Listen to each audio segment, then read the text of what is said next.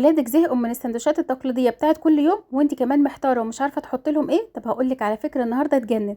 عايزه اقول لك كلها على بعضها مش هتاخد معاكي 10 دقايق في المطبخ، وكل يوم هيطلبوها منك. عايزه اقول لك شكل وطعم تحفه جدا، شايفين حاجه كده روعه بتتكلم عن نفسها. وعايزه اقول لك ان اي حاجه كمان اولادك مش بيحبوها تقدري تدخليها في الوصفه ديت يعني، وتكون مفيده ليهم، زي سبانخ او بروكلي، الحاجات اللي فيها حديد، او كوسه زي ما انا عملت النهارده كده.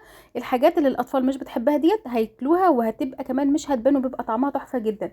والحشوه برضو بتاعتك في البدايه بقى كده نقول بسم الله. حطيت كده بيضايه، ملح وفلفل اسود، وحطيت كمان شويه كده من الفلفل الالوان. كان عندي كوسايه كده بشرتها وحطيتها، وزي ما قلت لك تقدري تحطي كوسه او اي حاجه. حطيت معلقه جبنه كريمي، حطيت كده قلبتهم كلهم في بعض كده. كان عندي بقى كده ايه، قلت اما ازود بقى البروتين شويه، كان عندي حته لحمه مفرومه كده متعصجه، قلت اما احطها مش هتقول لا. عايزه اقول لكم الميكس ده تحفه، وتقدري تحطي اي حاجه زي ما قلت لك.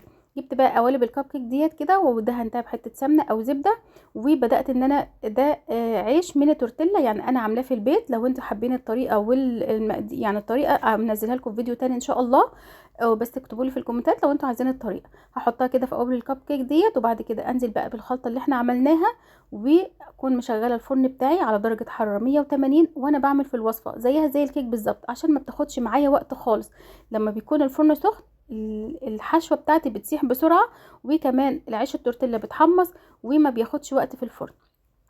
حطيت على الوش كده جبنه موتزاريلا، وبدات ان انا ايه 10 دقايق بالظبط، وطلعت بالشكل والجمال ده. عايزه اقول لكم تحفه جدا، جربوها وعلى ضمانتي. وكمان لو فيها اي حشوه زي ما قلت لكم الاطفال مش بيحبوه هتعجبهم جدا. لو عجبكم فيديو النهارده حطوا لي لايك.